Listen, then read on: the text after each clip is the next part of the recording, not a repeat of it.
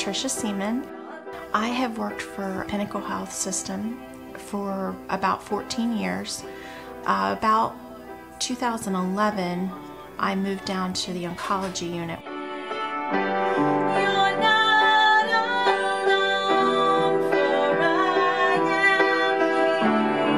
Oncology patients are a completely different type of nursing care. You're focused on their physical problems, but you're also focused on their hearts and trying to make what they're going through just as easy as it can be. I met Tricia Summers in March of 2014. I had received a report on my patients, and I looked down and saw her name, and it piqued my interest immediately because it's spelled the same as my own, and you don't see that very often. And I think the first thing that I said to her was, "Hi, I'm Tricia, and I'm going to be your nurse today, and it's going to be really easy to remember your name and you remembering mine because we have the same name." Just when she walked in the room, it was just an overwhelming feeling of peace, of comfort, like everything's going to be okay, like she's the one. I just knew that she was going to do whatever needed to be done for me. She has a very rare form of cancer. About 20 cases a year are diagnosed in the United States. It's very, very rare. My prognosis is terminal. I was told I have probably a month to maybe a year. So no one really knows. We just take it a day at a time. I wasn't actually assigned to her again after that first day, but every time I was at work, I would check in on her. I just somehow felt just drawn to her. It was pretty clear early on to see that she really had a hard life, that she didn't have a lot of family. I have an 8-year-old son named Wesley. He's all I got. I told her how my son's father was in and out of his life. He didn't have grandparents, he didn't have aunts or uncles that were in our lives or cousins. The final day that I saw her, I saw that her particular room number was lit up, that she was being discharged. She said the biopsies came back and it's not very good news. I was frantic almost inside. I mean, I had been crying, I was upset, and she walked in and I was just blurted out, "Can you take my son if I die? Will you take care of him? Will you raise him?" I've been a nurse for 20 years, and I can truly say I've never been that floored. I haven't had occasion in 20 years not to trust my wife's heart. We had gone through a year's process with the Bear Foundation of foster and adoption. Even with having 4 kids, we knew at some point that's a consideration of adding to our family. So we kind of already looked at that aspect of our lives. So when she contacted me and said, "This is what's going on," I think, what did I say? This is what we have to do. I just really couldn't get her out of my mind. I mean, all of a sudden I'm thinking about all the possibilities. So I sat down and I wrote her a card. She talked to her husband, and they're there for me, and they'll do anything I need.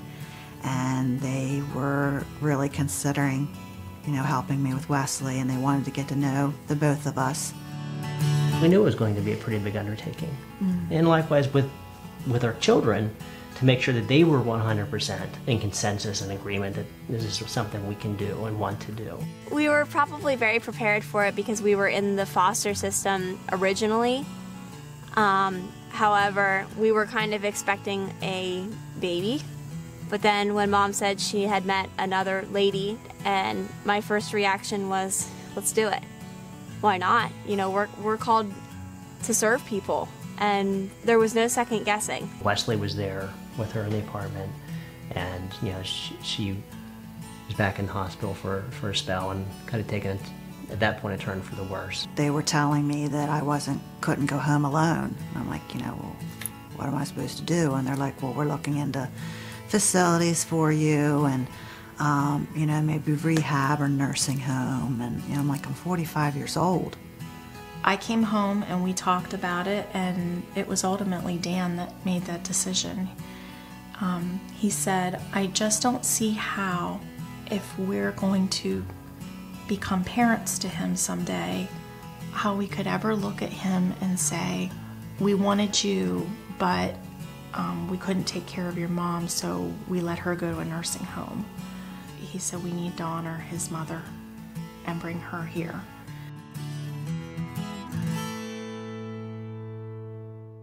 This is Amazing Grace. It was the right thing to do for Wesley. It was the right thing to do for Trish, and it was the right thing to do for us. And you don't look back.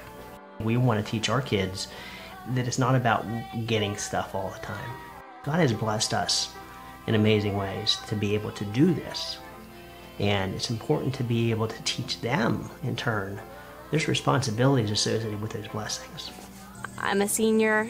We're all in high school together now. This is one of the most important years of our lives, and one of the biggest years that we all make decisions about what the rest of our life is going to be like. And this was definitely not a part of it. We never thought it would be a part of it, but we know it's the right thing. We know it was meant to be. Well, just the situation, it's like this there's no way it could be a coincidence that this has all fallen together. She accuses me of bringing my work home with me. She really brought her work home with her. I seriously did. But it's more of the work now, it's family. Yeah. Tricia and Wesley are family. I think they're wonderful.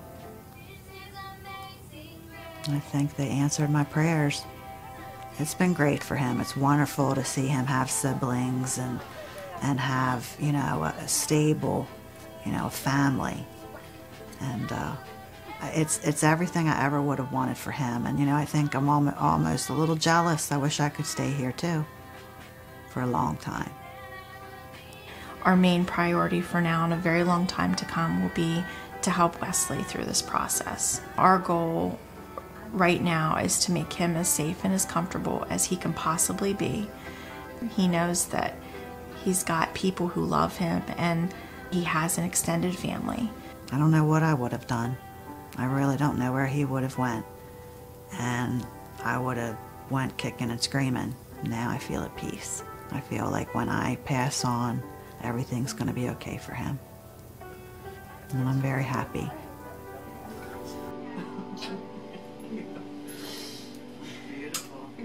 I was pretty rusty today. I didn't know I was doing an impromptu concert.